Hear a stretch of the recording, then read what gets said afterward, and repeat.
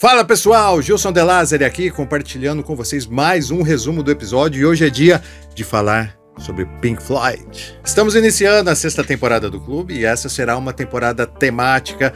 Pegamos as histórias já contadas, porém inacabadas, e vamos dar sequência a elas. O Pink Floyd foi escolhido para abrir a temporada das continuações, porque já falamos sobre o The Great Gig in the Sky e também sobre o fabuloso disco The Dark Side of the Moon, e agora é a vez de destrincharmos Another Brick in the Wall de 1979, uma música icônica dividida em 3 partes e que traz uma baita mensagem anarquista. Bora pro resumo.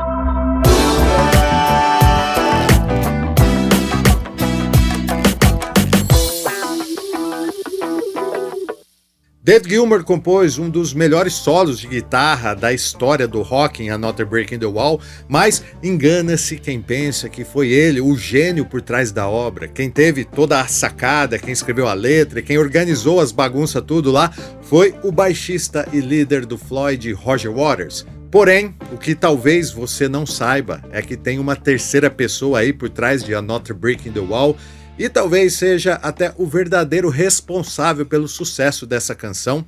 Já já eu apresento ele para vocês, tá? Mas, resumindo, após o Dark Side of the Moon de 1974, o Pink Floyd se torna a principal banda britânica, quiçá a mais famosa do mundo.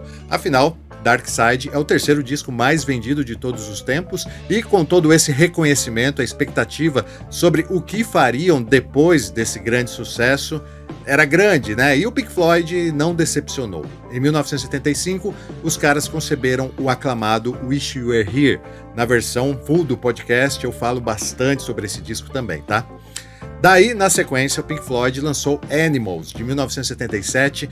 Isso foi na mesma época em que surgiu o movimento punk britânico e, em comum, os punks detestavam a rainha e detestavam também o Pink Floyd. Animals teve seu conceito baseado no livro Animal Farm, também conhecido aqui como A Revolução dos Bichos, e após o seu lançamento, o Pink Floyd sai para a sua primeira turnê em estádios, né? Aquela turnê que foi nomeada como In the Flesh. É muito importante, In the Flesh. Vou frisar para quem não conhece tão bem o Pink Floyd que as apresentações da banda eram mais intimistas até então. Tinha um lance meio teatral, as pessoas assistiam em silêncio, inclusive o próprio silêncio fazia parte do show. Mas daí, né, quando os caras foram para os estádios, passaram a tocar para multidões de 60 mil pessoas e aí tinha tudo para dar errado. Muitos estavam lá só pelo rolê, sabe como é que é? E sequer prestavam atenção no show, né, nos momentos de silêncio e tal. Aliás, pelo contrário, tinha uns caras lá que ficavam pedindo música, né, Toca Raul não tinha ainda. Os caras até soltavam rojões durante os shows, só para vocês terem uma ideia da bagunça que era. E para a banda, essa turnê foi decepcionante, porque existia também uma idolatria por parte de muitos fãs que tentavam se aproximar do Pink Floyd para tietar, abraçar, pegar autógrafo, essas coisas que os fãs fazem mesmo, né? Mas Roger Waters, que era um cara também assim muito estranhão, detestava aquela tietagem e ele passou a chegar nos locais dos shows em cima da hora da apresentação e logo que acabava ele já dava um jeito de vazar para não ter contato com ninguém, nem com os músicos da banda dele ele queria ter contato. Na época ninguém percebeu isso, mas o próprio Roger estava ficando paranoico e o estopim foi quando num desses shows de estádio ele surtou e cuspiu na plateia.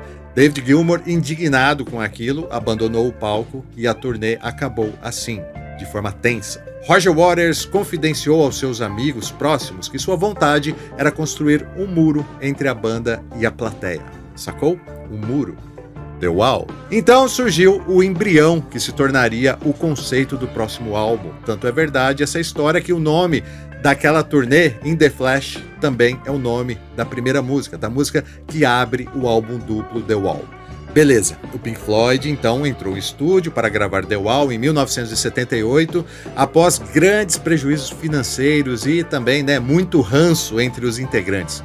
Roger Waters era um cara que trazia as ideias conceituais, mas ele também boicotava a colaboração criativa dos demais integrantes, tanto que Dave Gilmour e Richard Wright abandonaram as gravações de The Wall e foram produzir seus discos solos, vai vendo. O clima era tão ruim que Roger Waters resolveu contratar o produtor Bob Ezrin na tentativa de que ele fosse o interlocutor entre eles, porque os caras nem conversavam mais entre si. Mas Bob Ezrin era um cara de comportamento errático também e ele atrasava para chegar nos ensaios, mas o bom é que ele metia uns esporros nos caras, sabe? Por muito pouco, o Pink Floyd não acabou durante as gravações de The Wall, sabia? Temendo que isso acontecesse, a gravadora fez uma proposta para Roger Waters terminar o disco antes de dezembro de 1979, já ia fazer um ano que os caras estavam gravando The Wall. Em troca disso, a gravadora ofereceu maiores cotas nas vendas. Roger Waters aceitou a proposta porque diziam que o Pink Floyd estava falido nessa época aí devido ao fiasco que tinha sido a turnê anterior, que gerou milhares de libras em prejuízos. Mas assim, Roger Waters, líder da banda, aceitou a proposta da gravadora, mas teve gente que não aceitou. Um deles foi Richard Wright, que estava de férias e de saco cheio daquele monte de briga, daquele clima ruim, falou assim, não vou voltar para gravar não, estou de férias e vou ficar por aqui. Ele só foi voltar quando as férias acabaram e aí Roger Waters estava possesso e despediu Richard Wright. Roger Waters despediu Richard Wright na frente de todo mundo. Quem finalizou as partes de teclados que ouvimos em The Wall foi o produtor Bob Ezrin com a ajuda de Dave Gilmour. Como eu disse, o conceito de The Wall é uma ideia apresentada por Roger Waters, sim, o cara por trás de toda a obra é o Roger Waters, mas Bob Ezrin, com a ajuda de David Gilmour, é quem escolheu as músicas que entraram no álbum e foi ele também que tirou Roger Waters da primeira pessoa, criando o personagem Pink, aquele do filme, né? Quem assistiu o filme sabe que tem o personagem Pink, que é um astro do rock que a cada evento traumático percebe que está criando uma parede mental para se proteger. Mas quem conhece o conceito sabe, já era tarde demais, essa parede vinha sendo construída desde a sua infância e, por fim, Pink se torna um ditador e sofre as consequências. O conceito é bem legal, é bem da hora, acho até que é o melhor disco conceitual do Pink Floyd. Sem dúvida nenhuma, a principal música desse disco é Another Brick in the Wall, foi aquela que nós destrinchamos no episódio. E inicialmente nas demos apresentadas por Roger Waters, ela era uma baladinha tocada no violão, que tinha 2 minutos de duração apenas.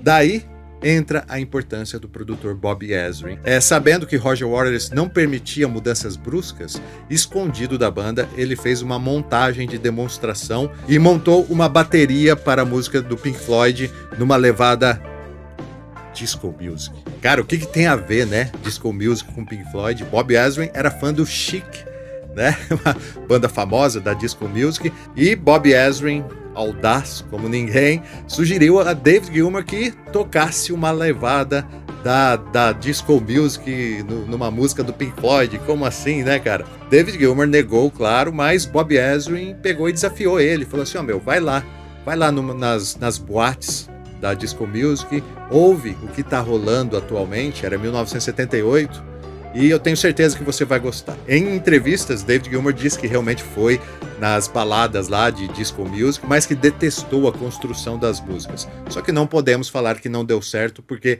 ele concordou em fazer a levadinha lá, disco music, a levadinha dançante. E ficou assim. Esse foi o segredo do sucesso, transformar uma baladinha, que era The Wall, em uma música dançante. Aqui, ó, como o YouTube não deixa a gente colocar trechinho das músicas, vou tocar aqui, ó, para vocês lembrarem. E não foi só isso que o Bob Ezrin fez, não. Ele era abusadaço e ele sugeriu que o Pink Floyd repetisse a letra, porque era muito curto. Roger Waters jamais repetiria uma letra. Então ele teve a ideia de inserir um coral de crianças e daí entra em cena um outro personagem importante, que é o engenheiro de som James Guthrie, porque Bob disse a ele, grava um coral de crianças aí, junta 2, 3 crianças e já era. E aí o que James fez foi ir até a escola ao lado e convencer o professor de canto a levar os alunos para cantar. E aí ficou sensacional, né, mano? É aquele coro de crianças que ficou famosíssimo e é a marca registrada da música. Quando Roger Waters ouviu as crianças do coral cantando pela primeira vez, a sua afeição amoleceu e ele passou a acreditar na música, tanto que até concordou em lançar Another Brick in the Wall como single, algo que eles haviam decidido que nunca mais fariam. E o single de Another Brick in the Wall, sozinho, só o single vendeu 4 milhões de cópias. Detalhe, devido à capacidade limitada do disquinho de vinil, o solo de David Gilmour precisou ser cortado no meio. Cara, um sacrilégio. O solo de Another Brick in the Wall é uma das coisas mais sensacionais da história do rock. E o resumo de Another Brick in the Wall é esse, mas tem muito mais da onde saiu esse, tá? Que é lá no podcast, onde você vai ouvir todas as curiosidades. Por exemplo, talvez você não saiba também que por muito pouco o álbum The Wall foi engavetado. Sabe por quê? A banda não havia avisado a gravadora que esse era um disco duplo. Segundo a Columbia Records, The Wall tinha potencial para vender mais do que The Dark Side of the Moon, que é o terceiro disco mais vendido do mundo de todos os tempos. Mas o fato de ter sido lançado como um álbum duplo inviabilizou isso. Então, é isso aí. Se você quiser saber mais, acesse lá o site do Clube da Música Autoral, o link vai estar aqui. Esse episódio é o episódio 51, que conta a história de Another Breaking in the Wall, beleza? Se curtiu, né, e você já sabe como funciona, deixa um like, se inscreve no canal, compartilha com os amigos e comenta aí qual lembrança você tem quando o assunto é The Wall. Foi um prazer falar de música com vocês e até a próxima.